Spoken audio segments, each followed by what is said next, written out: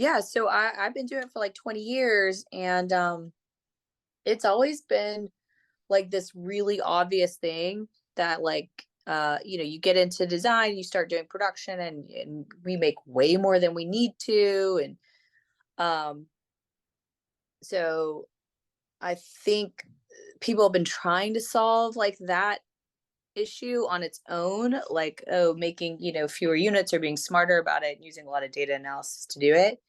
But even to further that, to try to use materials that are less detrimental and processes that are less detrimental. So like pretty much my entire career, that's always been in the back of my mind. And I honestly think it's because I came from Atlanta. I moved out here literally when I graduated, like put all my shit in a car and Nice. begged for my first job and got it. Thank God. Courageous. Somebody give me a chance. Yeah, and coming from like such a green part of the country and going to such a dry part of the country, I was like, dude, that is insane. And then as you get older and you travel, and all of a sudden you kind of see like the hardships that people go through, and the taxing of like the environment. It just becomes like this, for me at least, like an inner quest to like not make a huge impact on the environment, right? Right. It's difficult So because it's like you want stuff and you want to like be involved in stuff, but you don't want to feel guilty about it and you want to do it smart. So it's yeah, hard because you're part of the system. yeah, we're part of this like huge system. And yeah, there's huge heavy hitters who are like, we're gonna make what we want to make, and fucking nobody's gonna get in our way. Shein, Right. Right. H&M, Zara. Um, so it's like that. Those are really like the troublemakers. There's like these little design houses that make less than 50,000 to 100,000 units a year. It's really hard for us to make an impact, um, even though we are. It's really like the huge people that we need to have become accountable. I don't know. That's just me, and that's just I love legislation it. we need to write.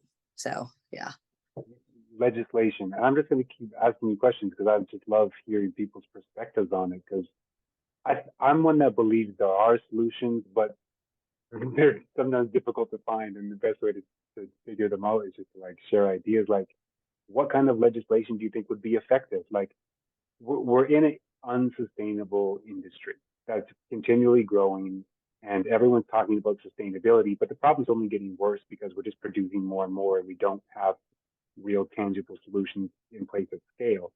So what would legislation do you think that would fix the problem? well, here in the United States, we definitely have a wastage problem, right? And globally speaking, so when you're talking about global commodities, we already control cotton, for example, right? So we say like India is the top producer of cotton. So China, you can only do like 30%, and we control that, right? It's like, why could we also not control the man-made textile products? Like, why could we not then say, well, fine, if it's a new material, new man-made material, then you are limited to, a certain percentage, or a certain quantity, um, per region or something. Like, there's just got to be like a really smart way of going about it. And the reason why I say region is because certain regions are going to need more than others, obviously, when it comes to like man-made materials. But man-made materials are not going to go away anytime soon because of like athleisure, and it's just been like this massive pile of like nylon, polyester. We give no credit to people who use recycled goods as far as like duty and tariffs go. They are taxed the exact same as a non-recycled. I think that has to change. Um, Hmm. but at the same time, we don't really regulate what's recycled and what's not. So you could say, oh, this polyester yarn is recycled, and that's a whole other can of worms we don't even have time to get into. But really being able to like have the industry in itself benefit from using recycled materials versus not using recycled materials. And then on top of that, putting a cap on using man-made materials. So like trying to drive innovation into more plant-based rather than polymers and chemical-based products, because those just we're it's just not sustainable to keep doing that, because they really, it's just disgusting. And so we don't have like a government that really talks to us about like benefit and not benefit. I'm actually shocked that we don't have lower tariffs on recycled goods. I never wondered why, or I've always wondered why we didn't have that. I like that.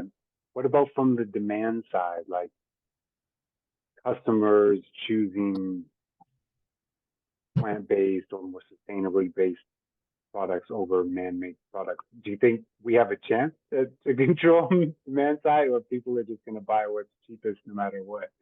Yeah, I mean, unfortunately, you've got, you know, the people with like the buying power tend to buy kind of whatever fits their budget. And I'm talking like Hmm. mostly that's middle America. And people who don't have the means, which is a huge portion too, but people who don't have the means, they're buying whatever they can afford. Um, and that goes along with food and clothing, right? Like those kind of go hand in hand. Like those people are buying the cheapest pants made in the worst possible way, but they just got to get clothes on their body, and it's the same for for food. I mean, there's a whole like economic disparity and all that stuff that really does get down into it. But as far as like clothing goes, and as data can tell you, is that people generally, they hear that it's recycled or whatever, but when they're building their shopping cart, it really comes down to price. It really does. They'll put two Right, exact identical shorts in there, and it's like there's a 50-cent difference. They're gonna go for the 50-cent cheaper one. So right. it's people have been trained that way. And unfortunately, like we don't do enough education here in the States. I think they do better in like Europe and in the UK. Okay. Um, we just don't do a very good job of telling people like how detrimental those choices, those small little choices are, because ultimately what drives a company to buy recycled or plant-based is what the consumer in the end is buying. Right, Yeah. right. So you can't just put like the burden on the companies necessarily to supply product that they're not going to be able to sell. So like that's just putting them in handcuffs. So it's interesting. Yeah. From like we're basically, our mission right now is to like microfinance kind of grassroots innovative solutions, right? Whatever forms those take in terms of sustainability, innovative approaches to fashion, ethical production. Um, do you have any preferences already or like knowledge of some organizations that you would like to support or are doing things that you would like to support, with our next round of donations? Yeah, I'd have to do a little bit of research because I wasn't quite sure. I thought we were going to talk about like podcasts today, but which I didn't We research it. are, we are. we are. Yeah, no, I mean, as far as, it's interesting because if you were to say like where would you want to put your dollars as far as like sustainability and stuff like that, I'd really have to think about it, because obviously you want to have the largest impact, but you also want to say something, right? Like when you give your money, you want to like tell other people that you're giving that money and the reason why you gave it to them rather than them. Anyways, I don't know. I got to think about that. Because I'm sure that there's some really great research groups out there doing some really cool stuff that could use the money. For sure, for sure. I don't know. So we've had one donation cycle, and we ended up supporting an organization called Stir at Chicago with our donation, Mhm. and they are a nonprofit group of Muslim women, I believe, in Chicago who are making sustainable fashion, making really ethically made fashion, And we to choose them, we basically had like a nominations vote. So people would research nonprofits and they could present them to the group. So if you'd want after this meeting, I can send you a link to some of the nonprofit listings so you can just kind of like go check out what people are doing.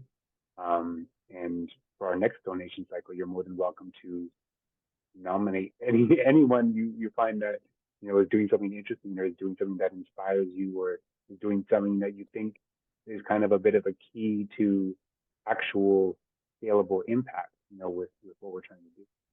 Yeah, totally. Yeah, if you could send me that link, that'd be great. I'll check it out. What's already up there and see if I could add anything to it for the next time. Yeah, I know I missed that meeting. No, Um, it's all good. So I guess, I mean, it's 20 minutes in, so we might as well just um, have the conversation we were going to have anyways. sure. The purpose of this meeting was really this group has a lot of potential. There's a lot of like established insider fashion industry people in this group, but people are not participating right now to much extent. We had really good support at the beginning. A lot of people have have kind of dwindled off. But personally, I think like we have a huge opportunity to make a difference. We have a good central group of people. We have connections, and our mission is very altruistic, in my opinion. It's for the good. So I think that we can expand our membership, improve our impact, and actually start to build some momentum towards transforming the industry into something more sustainable by doing different types of outreach programs. And the first one that our leadership team was talking about was maybe starting to get guest spot features on some sustainable fashion bloggers, podcasters, just starting to spread the word and connecting our group and our members to other related parties. So that was really the focus is to have an Mhm. open discussion in terms of do people like that idea? And if they do you have any ideas in terms of actual podcasts or bloggers that you think that we should reach out to or you already have pre-existing connections to? That's kind of where my mind is at, but feel free to, share your thoughts and anything else you want. Yeah, no, I think that's a great idea. To reach out to some fashion bloggers for sure. I mean, obviously we want somebody with a little bit of a, I don't know, lean into the sustainability thing, which is not always top of mind with fashion, depending on what kind it is. So yeah, I mean, I think that's a great idea. And I guess if we could, does anybody even in our group have a blog, or we would go outside and look for fashion bloggers? Is that kind of the All of the above. I don't know if anyone in our group has a blog currently. So probably after this meeting, I'll post and see if we can get some more specifics. But basically, I'm open to any ideas. Like, so far, we kind of created a list of maybe 50 bloggers and maybe 50, podcasters. To me, they're all strangers. You know what I mean? So from a bare bones perspective, we could just start cold call reaching out. Um, but I was thinking like with everyone's connections and with everyone's like experience, maybe we could have some direct connections and some warm introductions to some of these, bloggers and podcasters and people who are trying to, make a difference. Because I think that we're working together and it could take any form. It could be a Zoom interview where we just share insights on sustainability initiatives and what's happening with our group and what's happening with that person's show and their focus. Maybe we could learn something. I'm really open to just anything that makes sense in order to expand our reach. yeah. If you have that list of fashion bloggers, I'll go over it and see if I know anybody. There's so many. And I could reach out to a couple people too that might have some sort of link to me somewhere, my career. Um, yeah, so send that link to me and I'll check it out and let you know. Okay, sounds good. I'll do that too. But yeah, I mean that was really it. I wanted Okay. to update people on the donations from last quarter. I'm really hoping that we are able to meet our donation goals this quarter so that we can have another round of nominations. But like I said, like I feel like if we get our word out, into the public sphere and just get a bit of exposure, it could do some really good things for us, and we could actually have an impact. And that's the whole purpose of this group, is to actually have an impact and actually, Yeah. move the industry towards sustainable initiatives. Um, and I think that we have the power to do that if we just kind of unite and, utilize the connections and experience that our members already have. Yeah, definitely. And just all a bunch of like-minded people. I'm sure we can do something. Um, Right. Smart people, like smart, connected, intelligent. yeah, there's a lot of us out there. Okay, yeah, I'll sorry, I'm like about to cough with this weird cough going on, like losing my voice. Yeah, I'll take a look at it. And are you like our leader of our group? Should I just email you and then you kind of like put together everything?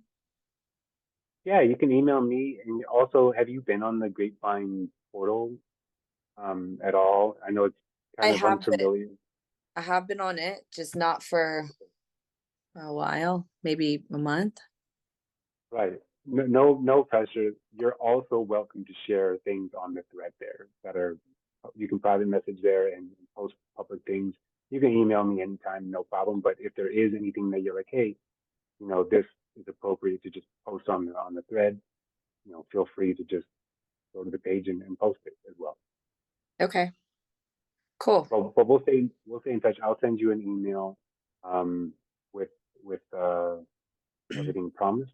And I really appreciate your time. Yeah, of course. Thank you for showing up today. I And know. yeah, I mean, feel free to share anything else that you want to share. Otherwise, I've kind of said my piece. Yeah, no, I think you got everything from me. So I just appreciate you putting all of this together. I'm sad nobody else shut up, but it is what it is. So No worries. I'm just honestly, I just kind of took this position after things had slowed down because no one stepped up, and so now I feel like we're just trying to get the momentum back because like there was like 50 people or 60 people at the first meeting, and everyone was pumped. So I think it's come from a great place, and I look forward to having full meetings in the future where everyone's like pumped about what we're doing, and oh maybe we were just on this podcast episode or something like that, and just creating a bit of a movement. So I really appreciate your efforts. Thank you for showing up, yeah, and no problem. You. we'll stay in touch and reach out anytime you have any questions or ideas, because that's what we're all about. I will definitely thank you, and I appreciate it. Thank you, Susie. Thank you. Take care. You too. Have a great night. You too. Bye.